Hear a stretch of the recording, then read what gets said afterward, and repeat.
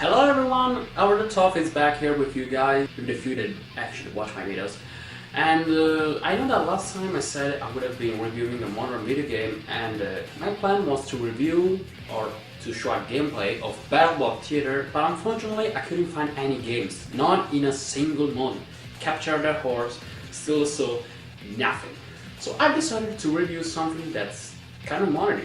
It's ongoing right now. The anime of JoJo's Stardust Crusaders. As you may know, this anime is based on the third part of the popular manga JoJo's Bizarre Adventure, written by Hirohiko Araki. This is the anime that is produced by Studio David, just like parts 1 and 2, and it began on the 8th of April 2014. So, wanna join me and see how it was?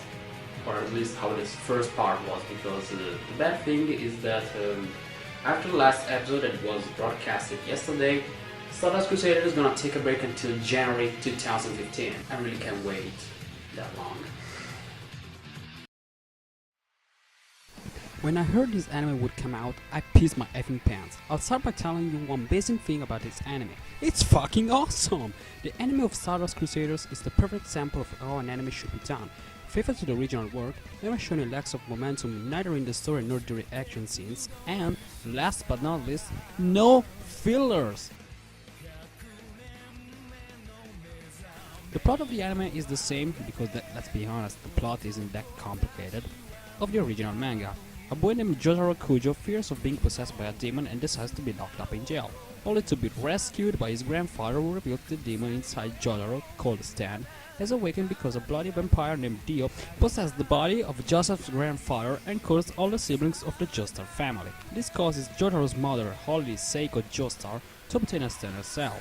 Unfortunately, Holly hasn't a will strong enough to resist Dio's curse, so Jotaro, Joseph and the other Stan users have to find Dio and kill him in order to break the curse. During this trip towards Egypt, our heroes will encounter the most bizarre and powerful enemies, who are the key factor of the beauty of this third part of JoJo's Bizarre Adventure. You will never see a banner or bland enemy, not even once. Every stand that Jotaro and friends will face on the way is unique and memorable. Maybe except for Tower of Grey. The first half of Stardust Crusaders brings us more or less to exactly halfway over the plot of the original manga, from when we see Jotaro meeting Kakyoin and leaving towards Egypt with the Stardust Crusaders, to when our heroes have just defeated High Priestess, the stand made out of minerals. One thing that surely astonished me was not only that there were no fillers on the way, but also the lines of the characters were like the exact same. Every single one of them. It was like holding the volumes of the manga and watching it opening and reading by itself. During these 24 amazing episodes, they didn't even omit some minor characters, like Tower of Grey, who, let's be honest, is not the biggest threat of our readers ever face, to Anne, the little girl that Jotaro saves before the encounter with Dark Blue Moon. Moreover, we're even allowed to see a scene dedicated to Anna's departure from the group after encountering Wheel of Fortune, a scene that we never managed to witness in the manga. And speaking of the battle against Wheel of Fortune, we also get to see a very brief scene where Jotaro gets his coat back. These are obviously not important details, but I still like them very much. A thing that totally allowed me to enjoy this series even more was the animation. As I mentioned in my Persona 3 review, this was the best animated series I've ever seen. The drawings are superb, main characters look exactly as they were on the manga, allowing us to feel how powerful these people are, and the action scenes were totally jaw-dropping.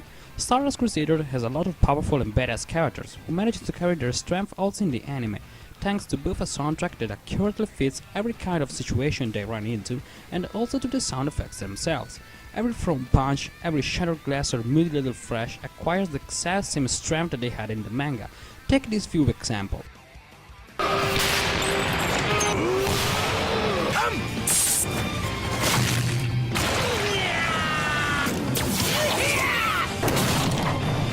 In addition, this anime has the longest and by far best beatdown I've ever seen. Jotaro Kujo beating the living shit out of Steely Dan.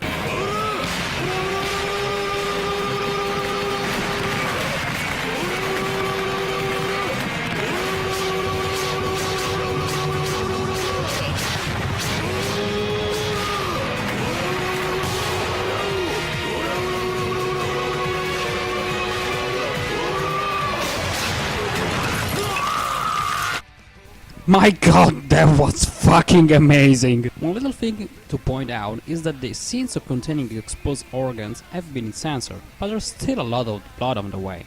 Doesn't really make that much sense though. The important thing is, Studio David got that right. An anime based on a manga full of amazing fights, just take Kakyoin vs Death 13 for Christ's sake, had nothing to do but give value to those fights. With this particular goal in their mind, Studio David brought us the perfect anime adaptation of a great manga. Another thing done well was characterization. The 5 main characters of this third part of JoJo's bizarre adventures were represented in a faithful and precise way. This round JoJo is the rude and powerful Jotaro Kujo, the kind of guy that we would call punk, but my god, I would like to see you try to say punk to a walking mountain. Jotaro is the usually tough guy, somewhat reserved and obviously the almighty chick magnet who always turns out to be a dick to them. The main thing is, Jotaro always acts tough and unbreakable, and he is like that when he is required to kick loads of asses. But has also a soft side, shown mostly when he saves Kakyoin's life or when his mother gets sick due to her Stan's awakening. Different from the former JoJo Joseph, Jotaro never gets nervous or scared of a dangerous situation and solves problems by beating the living shit out of everybody who makes him combine with badass on one-liners. Someone preferred Joseph as a JoJo, since he used to get into trouble and then save himself with a brilliant idea. I say Joseph was an amazing JoJo, but over the two I preferred Jotaro, due to the fact, like I said before, he's a totally unstoppable badass. The scene when he hands the receipt to Steely Dan speaks for himself, damn it. Next is Noriaki Kakyoin, filling the role of the smart one, who never gets desperate during a fight. Kakyoin is the reserved character that wants the others to respect him in order to show respect himself. With those who respect him, he's kind and caring, just like a real friend would be. In fact, he's the one that sort of becomes the best friend of Jotaro. In the group, he's the one that, like Joseph, knows every strength, weaknesses and characteristic of his own stand, so he uses it precisely and without wasting any kind of energy, like using the Hierophant flexible structure to possess Death 13. Moving on, we encounter two characters that are on the same level, Jean-Pierre Polnareff and Joseph Joestar. Both of them are the ones who pursue a specific and important quest, alternating serious moments to moments where they become the so-called comic relief. Polnareff changes from the guy who decides to avenge his dear sister by defeating Hanged Man in an awesome and magnificent way, by the way, to the one who wants to hit on chicks every time they are down. Joseph goes from the tactical warrior who defeats Empress by outsmarting her to the one who wastes no time making fun of Polnareff after leaving the toilet and gets justice. They are the kind of character that every series needs. Last of the Crusaders is Mohammed Abdul, our magician rat. Abdul fills the role of the wise, smart and tough one. We see him being strong enough to defeat Polnareff, and we learn that he's as smart as caring.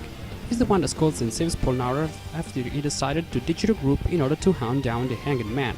After faking his death, he comes back against Judgment, where we get to know that he's more easygoing and hilarious than we used to think. If I can be completely honest, I would say that the part when Polnareff and Abdul piss in Judgment's mouth was totally hilarious. In conclusion, the first part of Stardust Crusaders was entertaining, flawless and absolutely thrilling.